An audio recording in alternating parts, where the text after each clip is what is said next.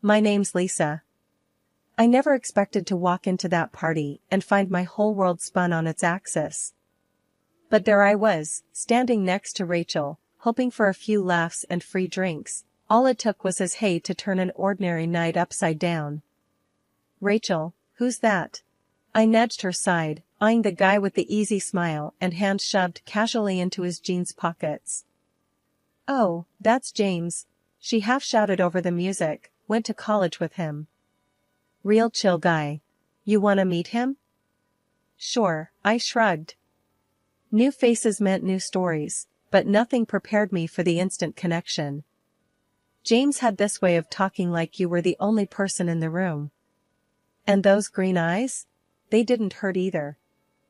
So, you like the Rolling Stones? He caught me eyeing his t-shirt. Vintage band tees were everywhere, but I actually meant it when I said, only someone who really digs good music would wear Mick Jagger on their chest. He laughed. Are you calling me out or complimenting me? Guess you'll never know, I teased back. We were inseparable by the end of the night. We spoke about everything, from our love for old-school rock to the names we'd pick for our future pets. He got my number and didn't wait the so-called appropriate 3 days to call. He rang me up the next morning. It wasn't long before we were deep in the what-ifs of tomorrow, and it didn't sound crazy to be picking out rings and talking about forever. But forever comes with its own baggage, like it or not. Meeting the parents was on the horizon, I knew that. But nothing prepared me for the icy reception at the dinner table. Margaret, James's mom, was the first to break the so-called ice. So, Lisa, you work at the hospital, right? It wasn't the warmth of polite interest that coded her question, but something harder, like I was being appraised. Yeah, the county hospital, up north, I said as confidently as I could. And how much do they pay you for that? Her eyes were sharp, her tone sharper. I paused, Jane shot me a look, but I decided to be upfront. Enough to get by. My answer was clipped, I hated talking finances. Well, James does more than get by, she said. I glanced at James, who was calm and silent. I felt my face heat up. So, about this marriage, she continued as if my income was just a segue. A prenup is sensible, don't you think? It was like a punch to the gut. But I said, listen, I don't care about money. But whatever happens, the bit I send to Granny B each month, it's non-negotiable. Fair enough, his dad finally chimed in, that seems reasonable. The tone for this commitment was set, tough, not all sunshine and romance, but it was real. And real was something I could work with. Our wedding could have fit in a matchbox, no fanfare, just him, me, and a couple of signatures that sealed the deal. In the beginning, we were a team, tackling life from our small joint command center, his old house he'd owned for years. We had set up a system, half on everything. When I think about that time, it seemed straightforward. We wrote up a budget, penciled in time for chores, and even cooking was something we did together. There was comfort in the routine, in knowing what to expect when we both got home. He used to count minutes until I got home.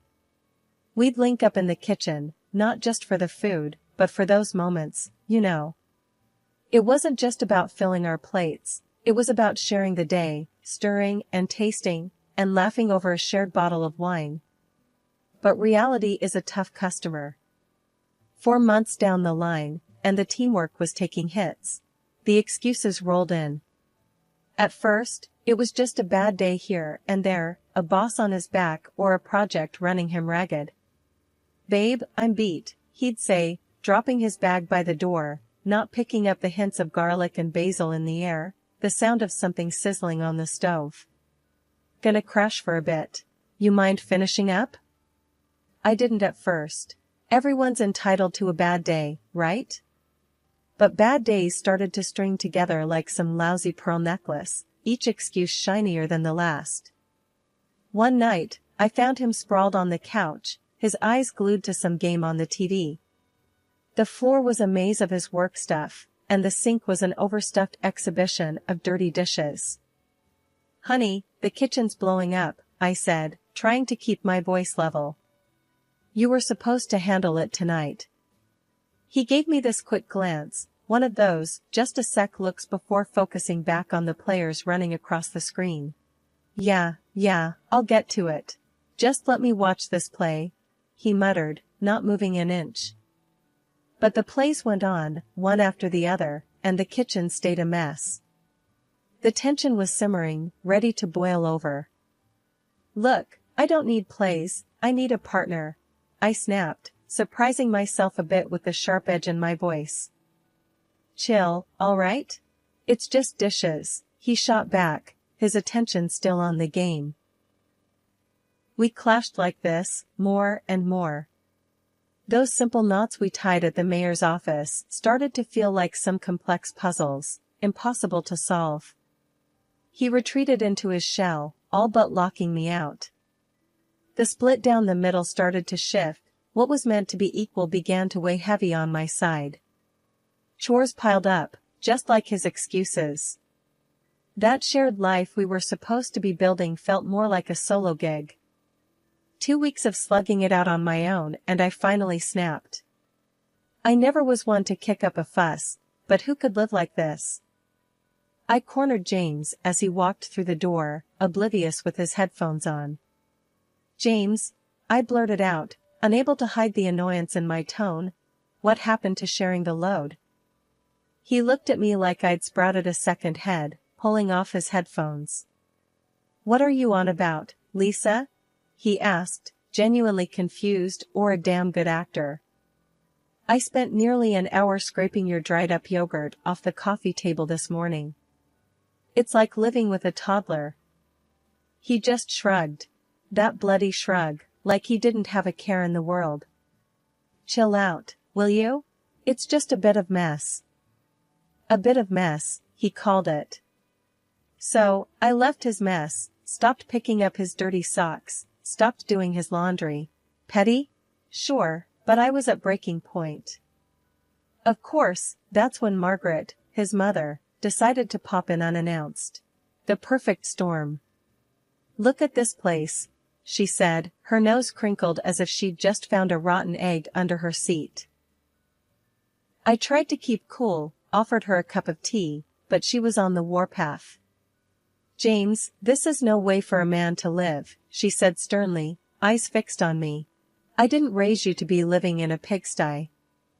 I took a deep breath, trying to keep my voice steady. Margaret, it's a two-person job, and I've been doing it solo. I'm not his maid. You're his wife, she snapped back. And a wife keeps a clean home. I felt my face flush with anger. And what does a husband do, Margaret? I snapped back. He's the breadwinner, she hollered back, missing the irony that I too had a full-time job. Margaret threw her hands up in the air and turned to James. You're soft on her, she declared, as if I wasn't there. My Harold would have never stood for this nonsense. I wanted to tell her where Harold could stick it, but I held back. No point in making things nastier.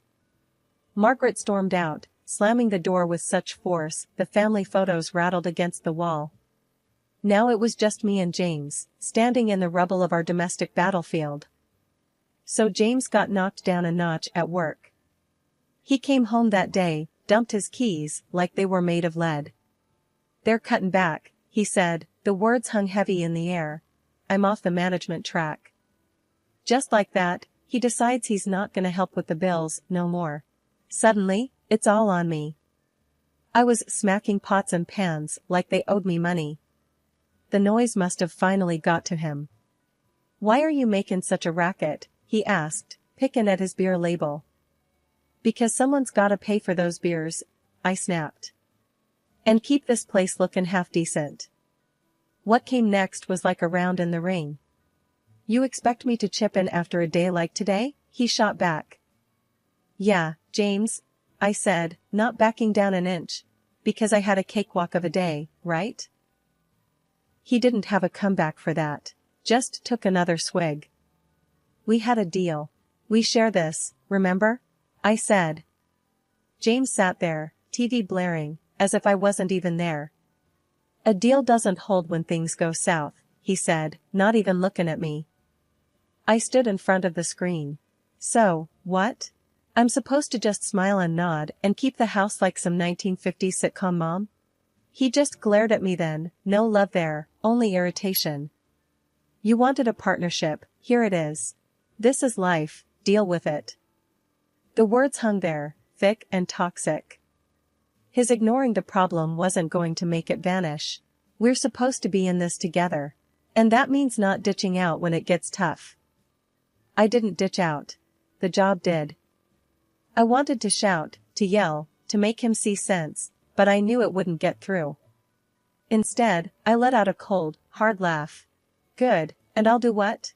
I'm not your maid, and I'm not an ATM. We'll see how long that lasts, he muttered, barely audible over the din of the TV. I turned off the TV. We'll see how long we last if this is how it's gonna be. Silence filled the room, thick as the dirt I'd been cleaning all day. He looked away. I stormed off to bed. No more words that night, none that mattered anyhow. They were all bitter, all spat out with hurt more than real heart, but they stuck with me, like thorns in my side. The tension in the house was like walking into a wall of ice.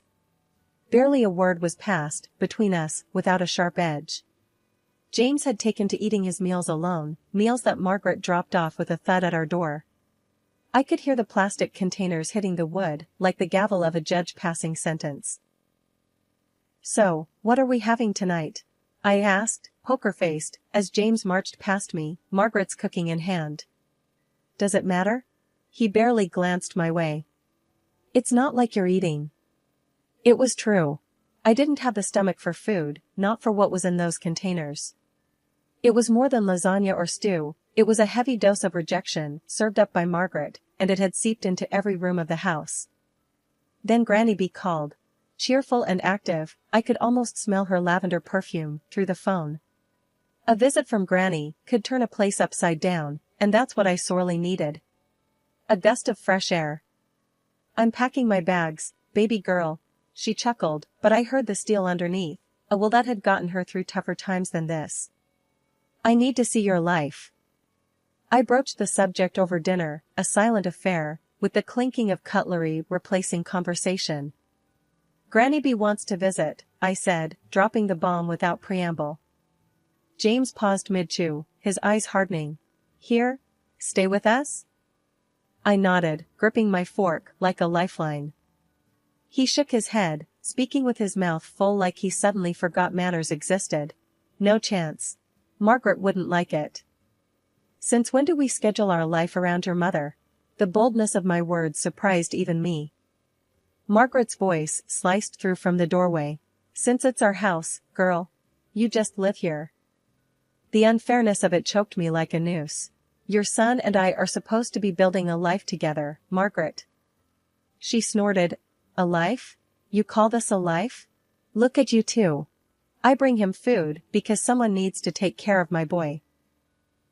James stood up, his chair scraping back like a scream.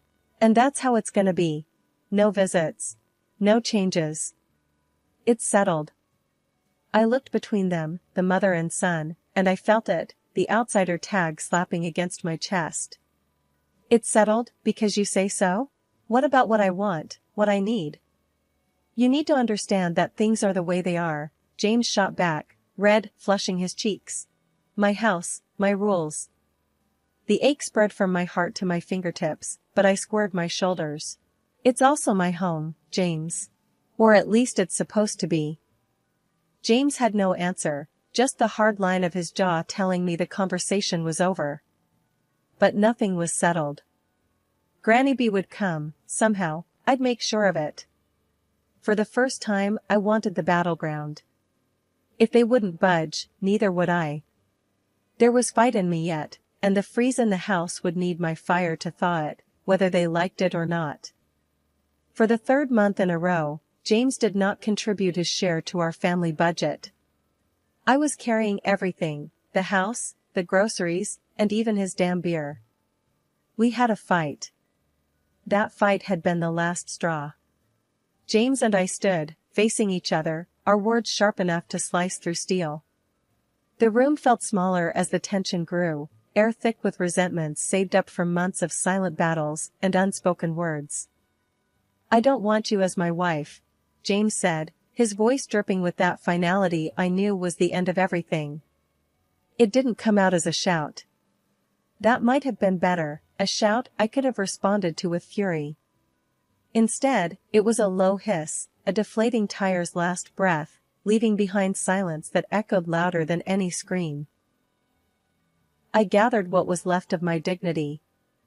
"Fine," I countered with as much steadiness as I could muster, despite the tremor I felt within. "I don't want to be where I'm not wanted." He didn't stop me as I started to pack my bags. Each piece of clothing folded felt like a piece of the life we'd built being tucked away, rendered insignificant. I headed to the door, my suitcase a loyal companion trailing behind me. James was still standing in the center of the chaos, the eye of the storm that had hit us over and over until we'd broken, pieces scattered beyond collection. He didn't move, didn't try to stop me. The door closed with a click much too gentle for the ending it represented. Outside, Granny B was in her old, dependable car that smelled of leather and peppermint, leaning over to open the passenger door. I heaved my suitcase into the back and slid in beside her without a word. "All set, dear?" Granny asked, her eyes soft, but her voice strong, a rock in a swirling sea. "Yeah, I'm set," I mumbled, buckling the seatbelt over the hollow feeling in my chest. Granny B didn't start the car right away. "He's a fool," she said flatly, adding an expletive that would have made a sailor blush. I choked out a strained chuckle. "Granny!" "Well, it's true." She finally turned the key in the ignition, the engine rumbling to life reassuringly. "You're worth 10 of him. 15, even." She backed out and we started towards the new apartment. I didn't reply. Instead, I leaned my head against the cool glass of the window, watching the landscape blur, the same way my thoughts were a jumble of memories and pain. Granny B didn't push with questions or platitudes. She just drove, every now and then muttering something under her breath that sounded suspiciously like curses aimed at James. The cozy rented apartment was in a normal neighborhood, a place where you could blend in and lick your wounds in peace. As Granny hauled my bag out of the car with surprising strength, I unlocked the door to the unknown. "Well," Granny said, clapping her hands together, "time to rebuild, kiddo. You've got a life to claim and that sorry excuse of a man to forget." I nodded, feeling the very first flutter of something like hope in my chest. Breaking points, I realized, weren't just about endings. They were about beginnings, too, messy, painful, but real. Fresh starts didn't erase the past, but they gave you a canvas to create something new. And maybe, just maybe, that was exactly what I needed. Granny B was sitting on my threadbare couch, her hands clasped over her knee, bouncing with what seemed like contained energy. Who knew that beneath that floral dress and the wrinkles was a woman with the heart of a Wall Street hustler? "So you're telling me, all the dough I sent you for your meds and stuff, you've been playing the market with it?" I stared at her in disbelief. Granny B chuckled and winked. "Honey, you think I'd let your hard-earned cash rot under a mattress? No way. I've been growing it, bit by bit." I was flabbergasted. It felt unreal. I crunched the divorce papers in my hand, knowing that what Granny B had just told me was going to flip the script in a major way. James and Margaret, the perfect couple from next door, agreed to meet us one last time. Probably thought they could offer me some friendly advice on starting over. Margaret opened the door, all fake smiles. "Well, if it isn't the soon-to-be single lady. Come in, we were just talking about you." James sat at the dining table, smirking without a care in the world. "Good of you to come by. We need to talk about the neighborhood, now that you'll probably be moving somewhere more, affordable." I clenched my jaw but remembered Granny's news. I needed this. "Actually, James, I won't be going anywhere." Granny B piped up. "She's got a juicy bit of news. Tell hon." I enjoyed the suspense stretching their faces tight. Turns out I got a little nest egg waiting for me. Granny's been smart with the money. James laughed, harsh and loud. What? Did you win the lottery or something? Granny B grinned, sharp as a tack. Better. I turned her spare change into a cool 2 mil. The smiles fell off James and Margaret's faces, like overripe fruit. 2 million? Margaret's voice came out strangled. Yep, and I don't plan to spend it on this neighborhood. My words felt heavy as I watched their painted-on warmth crumble. Granny slapped a hand on her thigh, triumphant. Ain't that something? Just when you think life's kicked you, it decides to kiss you instead. James started babbling something about how half of this money belongs to him. I burst out laughing, reminding him of the prenuptial agreement I had signed. I swear, at this moment, his mother would like to go back 6 months to destroy this paper. James and Margaret sat in silence, looking at us with puppy dog eyes. I couldn't help but relish the irony. We didn't linger much longer, there was nothing left to say. As we walked out, Granny B draped an arm around my shoulders. So, what's first on the millionaire to-do list? She asked, squeezing me tight. First, I'm getting an ice cream. A big one. With all the fixings, I said, the future suddenly bright and wide open.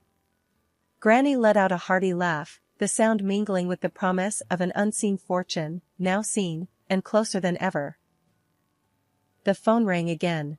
I was pretty sure it was James trying his luck once more, but this time, it went straight to voicemail. I had stuff to sort out and no desire to entertain that mess. I heaved a sigh, looking around my cramped apartment cluttered with memories, too many of them pinned to James, and his shadow that loomed like a bad smell.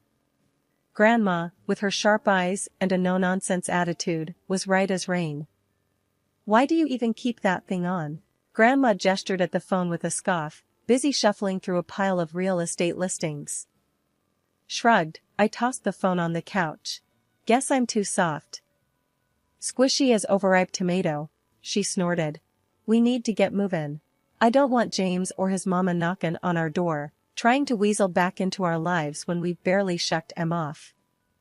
I know, Grams. Thanks. I flashed her a grateful look. So, where to? She slapped a listing onto the kitchen table. It was circled in bold. Here. 2 bedrooms, cleaner air, away from unwanted pests. I skimmed the details. Looks decent, Grams. Any pizza joints nearby? The next day dawned fresh. We were off, the apartment ad in hand and a skip in Grandma's step.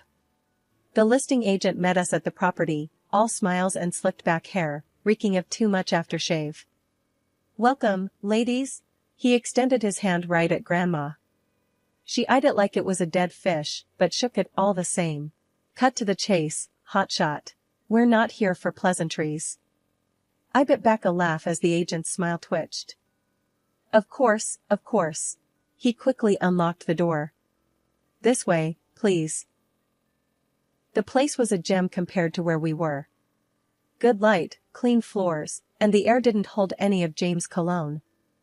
Grandma haggled like she was born in a market stall. The price dropped. Terms changed. By the time we walked out, the agent looked 2 inches shorter. The move went smooth. Neighbors were quick to say hi, a couple of them inviting us over for beers and a barbecue. Asked about my story, but I kept it simple. I was done letting my past hitch a ride. The new place shaped up nice. I continued to work as a nurse. Grandma found her corner for knitting and gossiping with Mrs. Hem from next door, who had more sass packed in her tiny frame than anyone I'd ever met. One evening, I grabbed a pizza, from the new joint, of course, and headed home. As I flipped open the box, the steam carried that cheesy aroma up, and I couldn't help but smile. And so we settled in, me and Grandma, our little team. The taste of fresh starts and thick crust pizza in the air, laughter from the neighbor's yard spilling in through our open window, and a sense of peace finally making itself at home. James and his empty promises faded into the background noise, just like the buzz of the city we'd left behind. I was looking forward, and the view was pretty damn good,